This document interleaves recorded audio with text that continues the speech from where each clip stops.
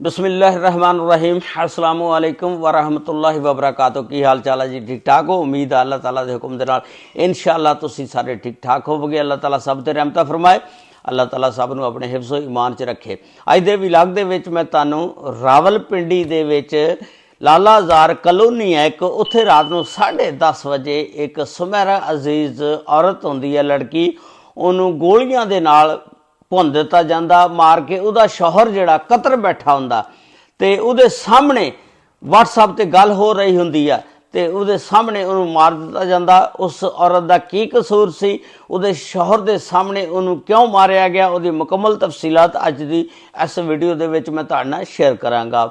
ये वाकया 30 दसंबर का रात नूं 10:30 बजे पेश आया। इत्थे लालाजार कलोनी आ। इस कलोनी दे विच एक फैमिली रहिंदी, उस फैमिली के सरबराह का नाम सी सलमान। सलमान दी बीवी का नाम है सुमेरा अजीज़। सलमान जिहड़ा काफ़ी देर तो कतर गया होया, उत्थे जाके मेहनत मजदूरी करदा। शुरू दे विच तां उहनूं बड़ियां प्रॉब्लमां आईयां, सैट ना हो सकिया, लेकिन बाद दे विच ओह सैट हो गया।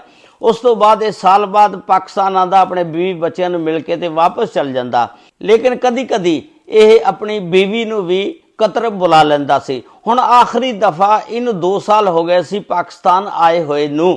इन्हें अपनी बीवी नूं नवंबर दे विच कतर बुलवा लिया।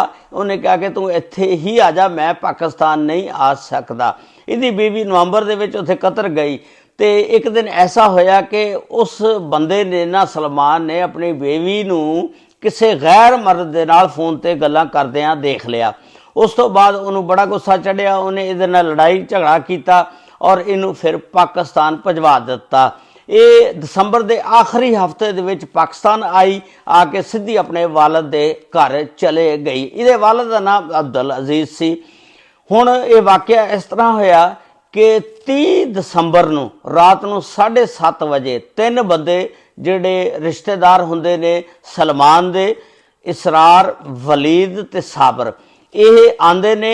जिस वेले सुमेरा वेखदी है भी शायद मैनूं मिलण आए ने, मेरे सहुरिਆਂ दे विचों ने, सुमेरा नूं उन्हां ने ना मिलिया। सुमेरा खड़ी वेखदी रही। ये सीधे अंदर लंघ गए जिथे इहदा प्यो अब्दुल अजीज़ और भैन सना और चाची सैयदा ते और एक चाचा शौकत बैठे सी। ये सीधे उत्थे लंघ गए अंदर ते जाके उन्होंने कहते कि तुहाडी बेटी जिहड़ी ये सुमेरा, ये बाहर कतर गई सी, तुहानूं पता लगा उत्थे की चंद चढ़ा के आई आ ते उत्थे की करके आई आ? उहदा वालद जिहड़ा अब्दुल अजीज़ कहंदा, तुसीं की कह रहे हो? मेरी बेटी इस तरह की नहीं, कोई किसी किस्म की इहो जी गल नहीं हैगी।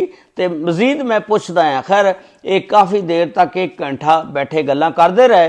वो जिहड़ी सुमेरा सी बाहर खड़ी ये सारियां गल्लां दरवाजे दे नाल लग के सुनती रही। उस तो बाद एक काफ़ी देर तक उत्थे बैठे रहे। बैठ के ते फिर इन्हां थोड़ी देर बाद निकल जाते ने।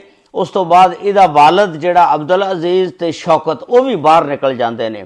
फिर ना ये तीनों बंदे दोबारा 10:30 बजे वापस आते हैं, आके दरवाज़ा खड़काते हैं। जिस वेले दरवाज़ा खड़काते हैं, ये उपर वाली मंजिल तो देखदियां ने, चैक करदियां ने कौन है। इन्होंने देखा कि साबर ते इसरार ते वलीद, इन्हां दे दिल दे विच शक पै गई कि कोई रौला जरूर है, जिहड़े दोबारा फिर वापस आए हैं। इन्होंने इन्ना दरवाज़ा नहीं खोलिया। इन्होंने कहा अबू घर नहीं है, तुसीं जदों अबू घर आणगे दोबारा फिर आ जाना। हुण ये दरवाज़ा नहीं खोल रही। हुण कतर दे विच एक इन्हां दा रिश्तेदार चाचा रहिंदा जिहदा नाम हुंदा इम्तियाज़, उहदी बीवी सईदा जिहड़ी आ वो घर हुंदी। वो उत्थों कॉल करदा कतर तो कि तुसीं दरवाज़ा क्यों नहीं खोलदे? बाहर साबर, वलीद ते इसरार खड़ा ते उन्होंने अंदर क्यों नहीं आउण दिंदे? सईदा कहती चलो मैं खोल दी दरवाज़ा। जदों सईदा दरवाज़ा खोलण जांदी, ये खोलण नहीं दिंदियां। इन्होंने कहा अबू घर नहीं हैगा, ना खोल दरवाज़ा। खैर उन्हें दरवाज़ा खोलता, उन्हें कहा कतर तो कॉल आई है इम्तियाज़ दी, वो भी उत्थे सलमान दे कोल रहिंदा। वो कहंदा दरवाज़ा खुलवाओ ते मैं खोल देना दरवाज़ा। खैर इन्हें दरवाज़ा खोल दिता। वो अंदर आ जाते हैं। जिस वेले अंदर आते हैं, उन्हां दे कोल मोबाइल हुंदा, व्हाट्सएप ते सलमान दे नाल कॉल चल रही हुंदी। वो सलमान दी जिहड़ी कॉल चल रही आ, वो ना सुमेरा नूं कहंदे आ देख सलमान भाभी जिहड़ा गल करने चाहता तुहाडे नाल, आ फड़ो फोन। उस सुमेरा ने फोन फड़िया, सीढ़ियां चढ़दी आ, उपर वाले कमरे दे विच चल जांदी आ। हुण साबर थल्ले खड़ा रहिंदा। उपर वाले कमरे दे विच पिछे ही जिहड़ा ना वलीद ते इसरार वो भी चले जाते हैं। जिस वेले जाते हैं, उस तो बाद सुमेरा कोलों फोन फड़दे ने, फड़ के ਉਹਦਾ ਜਿਹੜਾ ਬੈਕ ਕੈਮਰਾ ਉਹ ਆਨ ਕਰ ਦਿੰਦੇ ਨੇ ਔਰ ਸਲਮਾਨ ਨੂੰ ਦਿਖਾਉਂਦੇ ਨੇ ਕਿ ਆ ਦੇਖ ਅਸੀਂ ਤੇਰੇ ਸਾਹਮਣੇ ਇਹਨੂੰ ਅਸੀਂ ਮਾਰ ਦਿੱਤਾ। ਉਸ ਤੋਂ ਬਾਅਦ ਇਹ ਗੋਲੀਆਂ ਮਾਰਦੇ ਨੇ, ਬੈਕ ਕੈਮਰਾ ਚਲਾ ਕੇ ਸਲਮਾਨ ਦੇ ਸਾਹਮਣੇ ਸਲਮਾਨ ਨੂੰ ਦਿਖਾਉਂਦੇ ਨੇ। ਤੇ ਸਲਮਾਨ ਨੇ ਜਿਸ ਵੇਲੇ ਵੇਖਿਆ ਵੀ ਇਹਨੂੰ ਮਾਰ ਦਿੱਤਾ, ਉਸ ਤੋਂ ਬਾਅਦ ਇਹ ਬੰਦੇ ਜਿਹੜੇ ਨੇ ਨਾ ਉਸ ਤੋਂ ਬਾਅਦ ਕੈਮਰਾ ਮੋਬਾਈਲ ਬੰਦ ਕਰਦੇ ਨੇ ਤੇ ਉੱਥੋਂ ਫਰਾਰ ਹੋ ਜਾਂਦੇ ਨੇ, ਦੌੜ ਜਾਂਦੇ ਨੇ। ਸਾਬਰ ਥੱਲੇ ਖੜਾ ਹੁੰਦਾ, ਤਿੰਨੋਂ ਦੌੜ ਜਾਂਦੇ ਨੇ। ਉਸ ਤੋਂ ਬਾਅਦ ਜਦੋਂ ਇਹ ਫਾਇਰ ਦੀ ਆਵਾਜ਼ ਜਿਹੜੀ ਆ ਸੁਣਦੀ ਆ, ਸਨਾ ਜਿਹੜੀ ਥੱਲੇ ਖੜੀ ਹੁੰਦੀ ਆ ਉਹ ਫੌਰਨ ਛੱਤ 'ਤੇ ਆਉਂਦੀ ਆ, ਦੇਖਦੀ ਆ ਉਹਦੀ ਭੈਣ ਜਿਹੜੀ ਆ ਨਾ ਗਿਰੀ ਪਈ ਆ। ਉਸ ਤੋਂ ਬਾਅਦ ਇਹ ਫੌਰਨ 1122 ਨੂੰ ਕਾਲ ਕਰਦੀ ਆ ਔਰ 15 ਤੇ ਕਾਲ ਕਰਦੀ ਆ। 1122 ਨੂੰ ਜਿਸ ਵੇਲੇ ਕਾਲ ਕਰਦੀ 1122 ਵਾਲੇ ਆ ਜਾਂਦੇ ਨੇ, ਵੇਖਦੇ ਨੇ, ਉਹ ਕਹਿੰਦੇ ਨੇ ਕਿ ਇਹਦੀ ਡੈਥ ਹੋ ਚੁੱਕੀ, ਇਹ ਮੌਕੇ 'ਤੇ ਮਰ ਚੁੱਕੀ ਆ। ਉਸ ਤੋਂ ਬਾਅਦ ਪੁਲਿਸ ਵੀ ਆ ਜਾਂਦੀ ਆ, ਵਾਹ ਕੈਂਟ ਥਾਣਾ ਦੀ ਜਿਹੜੀ ਪੁਲਿਸ ਆ ਪਹੁੰਚ ਜਾਂਦੀ ਆ। ਉਹ ਇਸ ਲਾਸ਼ ਨੂੰ ਚੁੱਕਦੀ ਆ, ਪੋਸਟਮਾਰਟਮ ਵਾਸਤੇ ਹਸਪਤਾਲ ਪਹੁੰਚਾ ਦਿੰਦੀ ਆ। ਉਸ ਤੋਂ ਬਾਅਦ ਜਦੋਂ ਇਸ ਦੀ ਖਬਰ CPO ਰਾਵਲਪਿੰਡੀ ਸੈयद ਖਾਲਦ ਹਮਦਾਨੀ ਸਾਹਿਬ ਤੱਕ ਜਾਂਦੀ ਆ, ਉਹ ਫੌਰਨ ਇਸ ਦੇ ਉੱਤੇ ਐਕਸ਼ਨ ਲੈਂਦੇ ਨੇ ਔਰ ਇਸ ਦੀ ਤਹਿਕੀਕਾਤ ਦਾ ਆਰਡਰ ਕਰ ਦਿੰਦੇ ਨੇ। ਔਰ ਜੋ ਹੀ ਆਰਡਰ ਹੁੰਦਾ ਪੁਲਿਸ ਦੀਆਂ ਦੌੜਾਂ ਲੱਗ ਜਾਂਦੀਆਂ, ਪੁਲਿਸ ਇਸ ਕੇਸ ਦੇ ਪਿੱਛੇ ਫਿਰ ਦੌੜਦੀ ਆ।